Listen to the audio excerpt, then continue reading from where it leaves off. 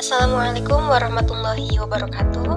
Yang terhormat Ibu Dr. Cucun Suningsi, SPD MPD, selaku dosen pengampu mata kuliah Kebijakan dan Inovasi Pendidikan, serta rekan-rekan kelas 4D yang kami banggakan.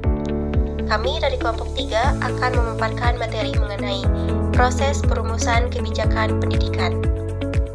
Adapun anggota dari kelompok 3, yang pertama adalah Nur Intani dengan NIM 2201005, kemudian Windy Nurlailasari dengan NIM 2209688, dan Wulandari dengan NIM 2204012. Adapun rumusan masalah atau topik pembahasan yang akan kami sampaikan, yang pertama, pendekatan proses kebijakan pendidikan, kedua, analisis proses kebijakan pendidikan, ketiga, strategi implementasi kebijakan pendidikan, dan terakhir, model-model perumusan kebijakan pendidikan.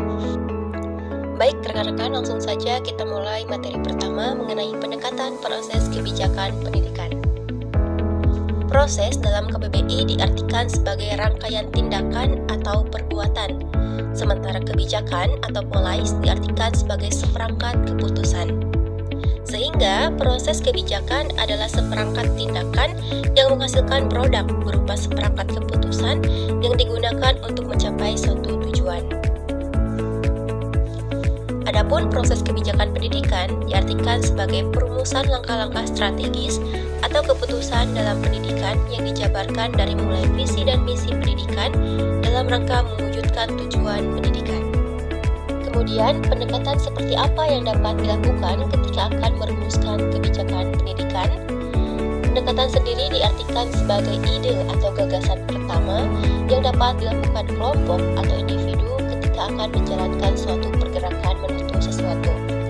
Maka, pendekatan yang dimaksud dalam perumusan kebijakan pendidikan ialah ide yang dapat digunakan dalam mencapai perumusan kebijakan pendidikan. Menurut Latifah dan Husnul, pendekatan terhadap perumusan kebijakan pendidikan terbagi menjadi dua. Yang pertama, kebutuhan sosial. Berdasarkan aspirasi, tuntutan, dan kepentingan berbagai kalangan, maka pendekatan kebutuhan sosial merupakan salah satu jenis pendekatan untuk menciptakan perumusan kebijakan pendidikan. Jenis strategi ini meliputi pengkajian dan identifikasi aspirasi masyarakat sebelum merumuskan kebijakan pendidikan yang akan dilaksanakan. Pendekatan tuntutan sosial, juga dikenal sebagai kebutuhan sosial, sebenarnya lebih dari sekedar menjawab kebutuhan masyarakat setelah kebijakan pendidikan diberlakukan dan aspirasi masyarakat sebelum dikembangkan. Namun, diharapkan partisipasi dari anggota semua lapisan masyarakat akan efektif dalam pembuatan dan pelaksanaan kebijakan pendidikan. Ini dapat dikategorikan sebagai gaya tertentu pembuatan kebijakan pasif. Artinya, kebijakan baru dapat dibuat jika diminta lebih dahulu oleh masyarakat. Kedua, tenaga kerja. Untuk menemukan orang-orang yang tepat dalam masyarakat, pendekatan tenaga kerja semacam ini menekankan pemikiran logis. Pendekatan staf tentu saja tidak mempertimbangkan tuntutan masyarakat atau apakah masyarakat menuntut kebijakan pendidikan tertentu. Sebaliknya, pendekatan dari mereka yang membuat kebijakan pendidikan sangat penting. Pemerintah memiliki legitimasi yang kuat untuk mempengaruhi perumusan kebijakan pendidikan sebagai pemimpin yang mampu mengambil keputusan. Sifat otoriter adalah sifat umum dari kedua pendekatan ini, yang mana merupakan aspek penting. Baik, untuk materi selanjutnya akan disampaikan oleh rekan saya. Baik, terima kasih kepada moderator yang telah memberikan saya kesempatan untuk menjelaskan materi. Di sini saya akan menjelaskan materi mengenai proses analisis kebijakan, yang dimana proses ini merupakan serangkaian tahapan yang dilakukan oleh pembuat kebijakan untuk memastikan bahwa kebijakan yang dihasilkan sesuai dengan permasalahan yang dihadapi. Tahapan pertama dalam proses ini adalah inisiasi, yang dimulai ketika terdeteksi adanya masalah potensial. Pada tahap ini, upaya dilakukan untuk mengurangi permasalahan dengan tujuan memecahkannya secara tepat. Meskipun pada fase ini belum diperlukan perumusan permasalahan secara langsung, tetapi diperlukan pemikiran lebih lanjut untuk menentukan apakah permasalahan tersebut perlu dirumuskan. Proses inovasi konseptualisasi dan pembuatan kerangka permasalahan umum juga dilakukan pada tahap inisiasi. Selain itu, pengumpulan informasi terkait kebijakan secara umum dan prediksi pilihan kebijakan yang mungkin dikembangkan juga menjadi bagian dari tahap ini. Tahap kedua adalah estimasi, di mana pemikiran terkait dampak, pembiayaan, dan kelebihan dari alternatif kebijakan diperlukan. Pada tahap ini, masalah difokuskan dengan menggunakan metode Olian yang bersifat proyektif dan empirik untuk memahami dampak yang mungkin timbul dari kebijakan yang dipilih. Pengkajian juga difokuskan pada evaluasi terhadap keluaran yang dihasilkan melalui pendekatan teknis lainnya. Tahap ketiga adalah seleksi, yang berkaitan dengan pengambilan keputusan setelah dilakukan analisis kebijakan. Pada tahap ini, perlu dipertimbangkan perumusan dan penilaian kebijakan, serta adanya aspek lain seperti keterlibatan pihak-pihak dengan tujuan yang berbeda terkait pandangan ideologi, moral, dan kerangka acuan. Tahap keempat adalah implementasi, di mana kebijakan yang telah dipilih dilaksanakan secara nyata setelah disepakati. Tahap ini melibatkan uji kelayakan pilihan kebijakan dalam konteks praktis, menjadikannya berbeda dengan tahapan sebelumnya yang masih dalam bentuk pemikiran. Tahap kelima adalah evaluasi, yang pada tahapan inisiasi dan estimasi bersifat antisipatif, pada seleksi bersifat kekinian, sedangkan pada implementasi bersifat transformasi ke dalam dunia nyata. Pada tahap evaluasi, upaya dilakukan untuk menemukan jawaban sejauh mana kebijakan yang dipilih berhasil, dengan melakukan pengukuran menggunakan indikator yang telah ditetapkan sebelumnya.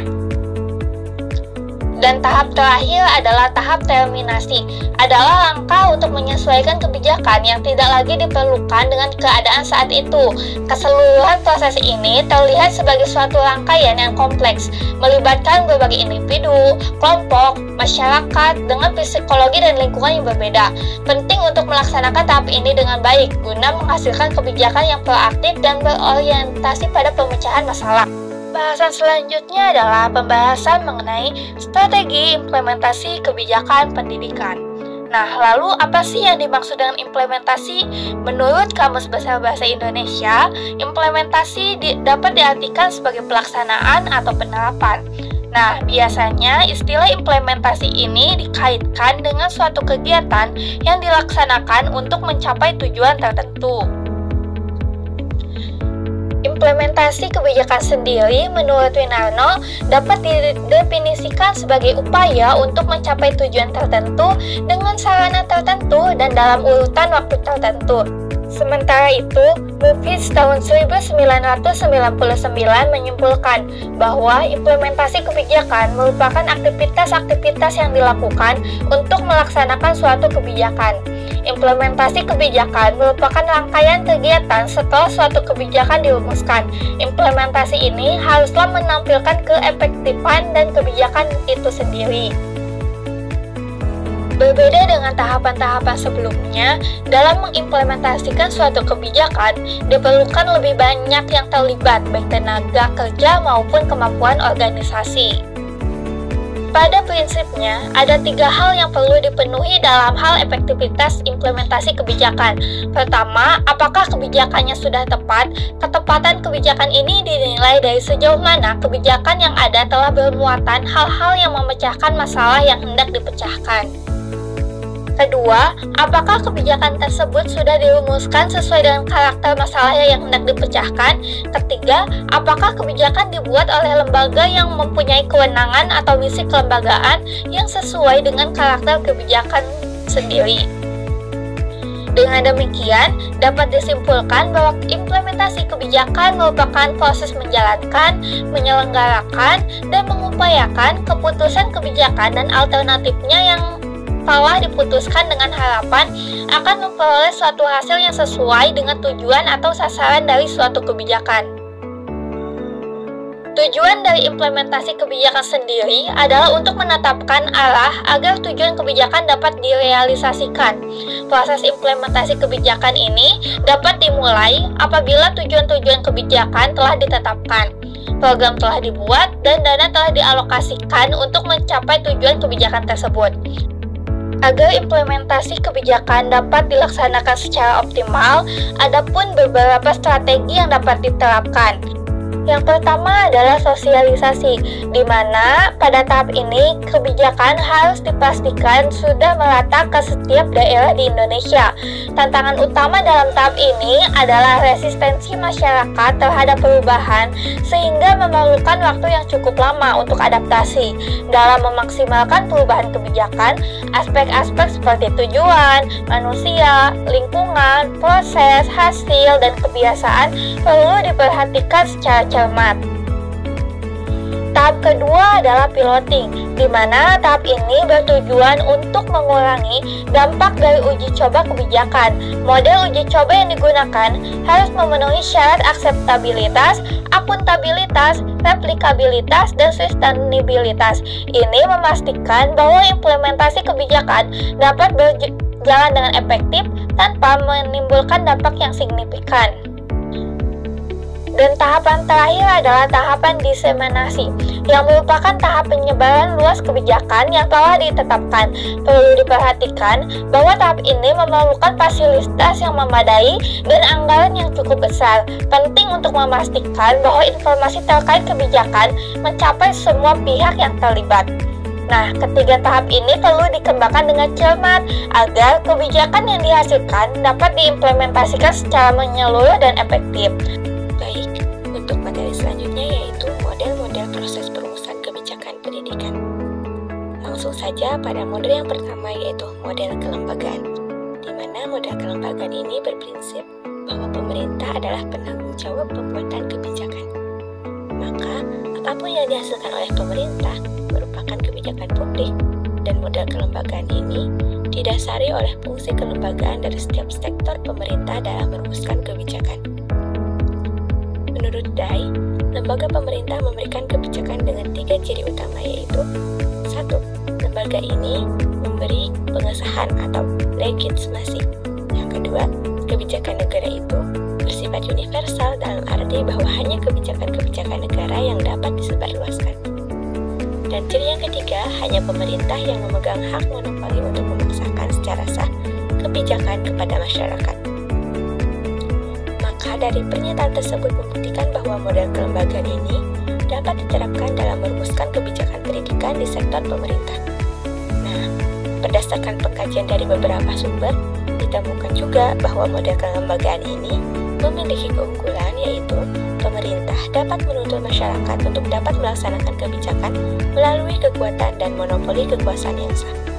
Namun, model ini juga memiliki kelemahan, yaitu model ini tidak memperhatikan hubungan antar lembaga dan substansi dari kebijakan itu sendiri. Model selanjutnya yaitu model sistem. Model sistem ini dikembangkan oleh ahli yang bernama Payne dan Knowles. Model sistem merupakan model yang menggambarkan kejadian nyata yang terjadi saat pembuatan kebijakan. Model sistem ini juga disebut dengan model deskriptif, di mana model sistem ini dirumuskan dari sudut pandang pembuat kebijakan.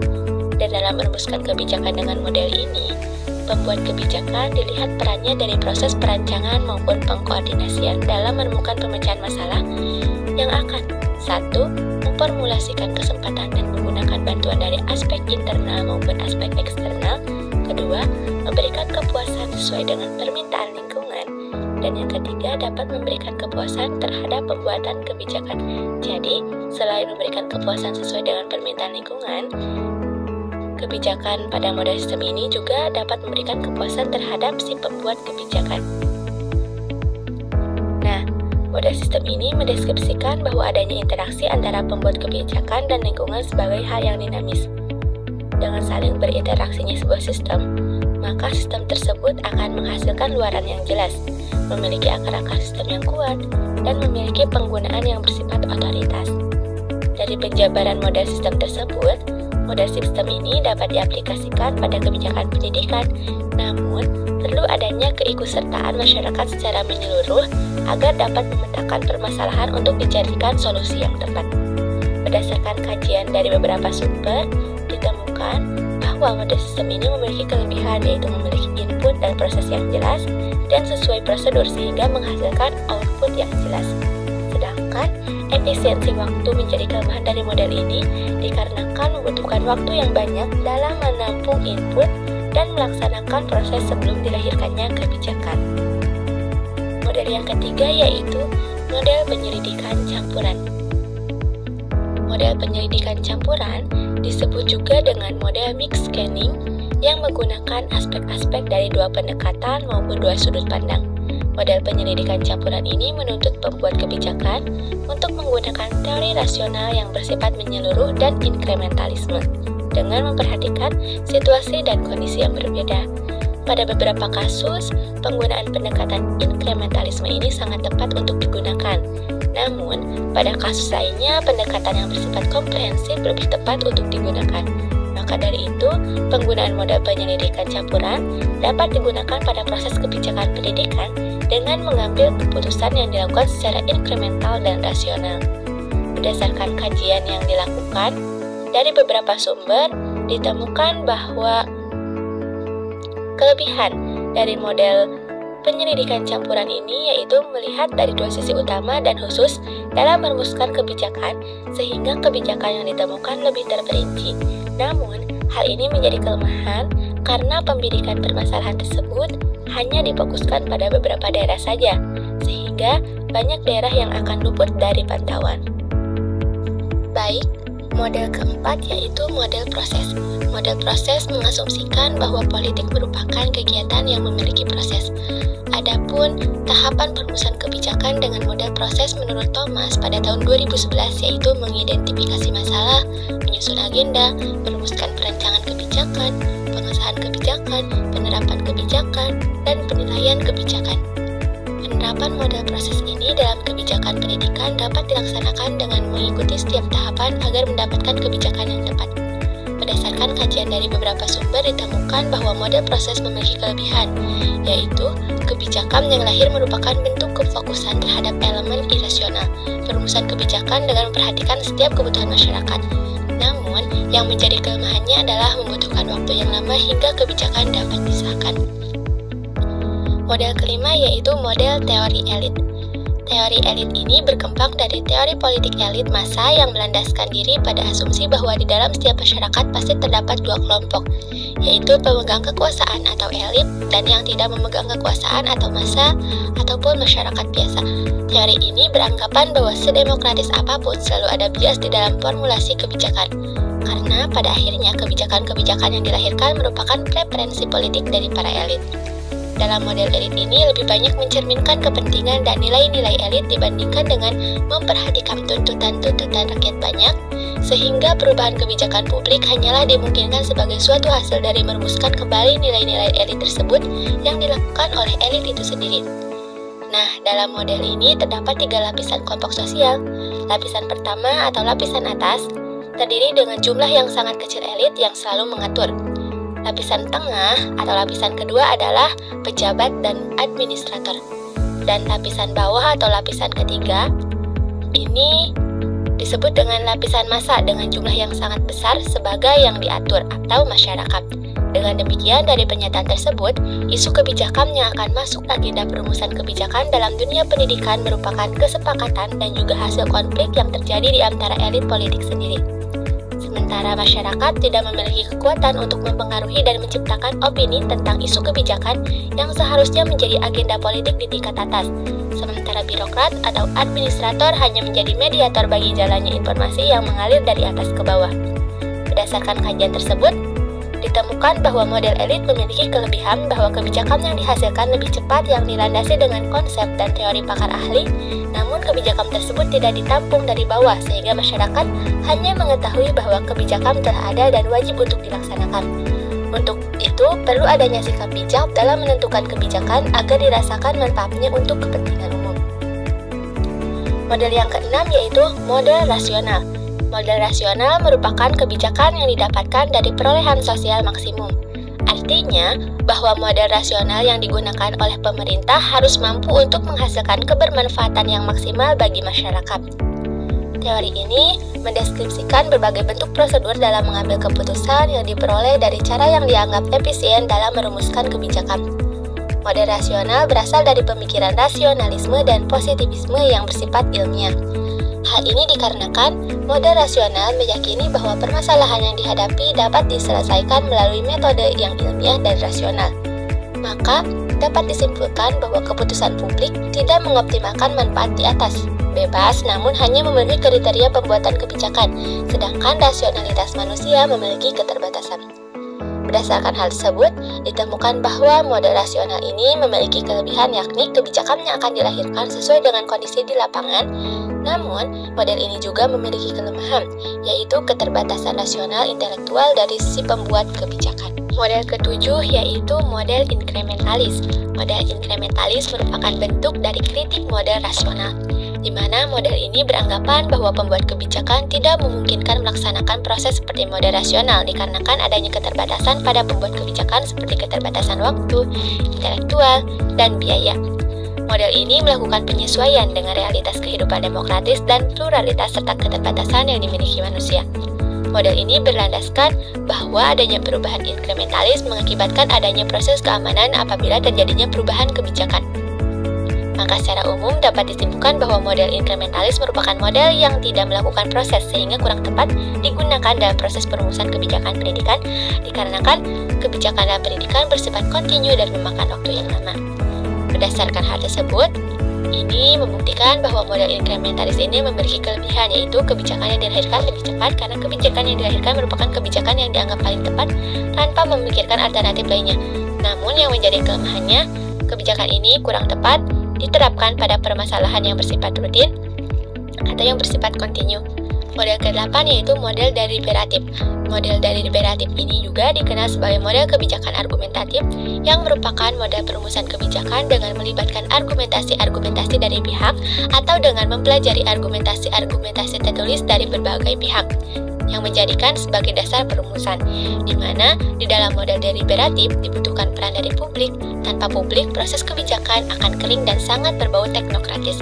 Maka dari itu, model deliberatif merupakan model yang bisa digunakan oleh pemerintah dalam menetapkan serta merumuskan kebijakan yang tepat dengan melibatkan stakeholder yang ada dalam dunia pendidikan.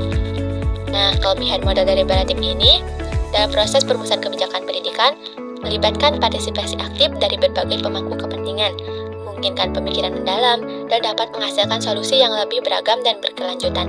Namun, kekurangannya melibatkan waktu yang lebih lama, kompleksitas dalam mencapai konsensus, dan potensi terhambatnya pengambilan keputusan yang efisien. Model ke-9 yaitu model analisis kebijakan pendidikan.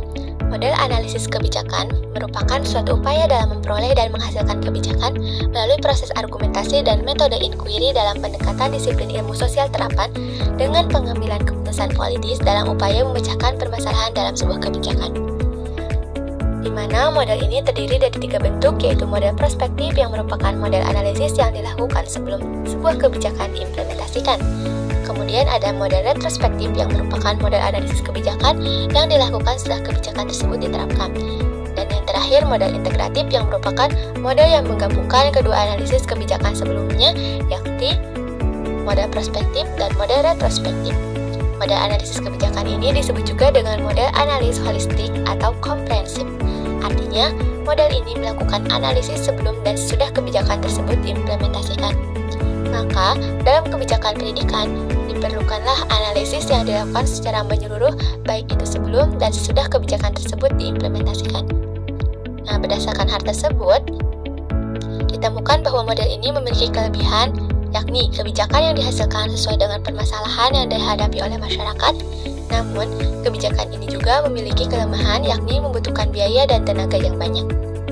Model terakhir yaitu model pendekatan implementasi kebijakan publik, di mana model pendekatan implementasi kebijakan publik terdapat 2 pendekatan kontrol dan komando atau disebut dengan top-down, serta pendekatan pasar atau bottom-up.